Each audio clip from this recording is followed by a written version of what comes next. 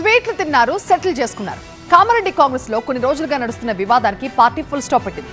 Audio call తో మొదలైన రచ్చ స్వీట్లు తినిపించుకోవడంతో ముగిసింది. రెండు వర్గాల నేతలు లడాయి మాఫ్ కరో అనేశారు. ఇక్కడ నుంచి ఇరు వర్గాలు కలిసి పనిచేస్తారా?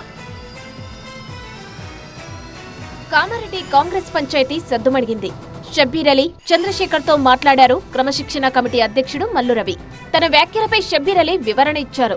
చంద్రశేఖర్, ఇందుప్రియ కూడా తమ వివరణ ఇచ్చారు. తర్వాత ఇందుప్రియ, చంద్రశేఖర్ రెడ్డి షబ్బీర్ అలీని కలిపి విచారించారు. నియోజకవర్గంలో కలిసి పనిచేయాలని సూచించారు.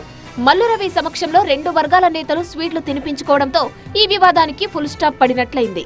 షబ్బీర్ అలీ వాయిస్ పేరుతో ఆడియో కాల్ ఒకటి బయటకు రావడంతో వివాదం మొదలైంది. అభ్యంతరకర వ్యాఖ్యలు చేశారంటూ ఇందుప్రియ, చంద్రశేఖర్ వర్గాలు మండిపడడంతో ఈ వివాదం పెద్ద దుమారమే రేపింది. వివాదాస్పద వ్యాఖ్యల ఎపిసోడ్లో పీసీసీ క్రమశిక్షణ కమిటీ ఇచ్చిన నోటీసులపై గతంలోనే వివరణ ఇచ్చారు షబ్బీర్ అలీ. ఆడియోలో ఉన్న వాయిస్ తనది కాదన్నారు. తన ప్రతిష్టను దెబ్బతీసేందుకు కుట్ర జరుగుతోందని ఆరోపించారు. మహేష్ కుమార్ గౌడ్ తనకు 4 దశాబ్దాలుగా తెలుసని, సోదరుడి లాంటి వారని అన్నారాయన.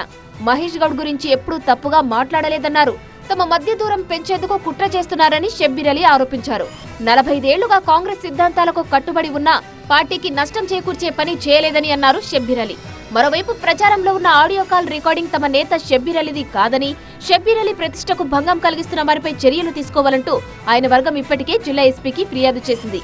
ఏఐ టెక్నాలజీతో రూపొందించిన ఆడియో కాల్ పై విచారణ జరిపించాలని, ఫోరెన్సిక్ ల్యాబ్ లో టెస్టు చేసి వాస్తవాలను బయట పెట్టాలని షబ్బీర్ వర్గం డిమాండ్ చేసింది. ఇంకోవైపు మహిళల్ని కాంగ్రెస్ పీసీసీ అధ్యక్షుడిని కించపరుస్తూ మాట్లాడిన షబ్బీర్ అలీపై చర్యలు తీసుకోవాలంటూ టీపీసీసీ ప్రధాన కార్యదర్శి గడ్డం చంద్రశేఖర్ రెడ్డి భార్య ఇందుప్రియ ఫిర్యాదు చేశారు. తనపై అసభ్యకర ప్రచారం చేస్తున్న షబ్బీర్ అలీ వర్గీయులపై చర్యలు తీసుకోవాలని పోలీసులను కోరారు. ఇందుప్రియ ఫిర్యాదు మేరకు 20 మంది షబ్బీర్ అలీ వర్గీయులపై కేసు నమోదు చేశారు. ఈ పరిస్థితిలో షబ్బీర్ అలీ, ఇందుప్రియ స్వయంగా గాంధీ భవన్ కు వచ్చి వివరణ ఇవ్వడం, పార్టీ పెద్దలు సర్ది చెప్పడంతో ప్రస్తుతానికి వివాదం సద్దుమణిగింది.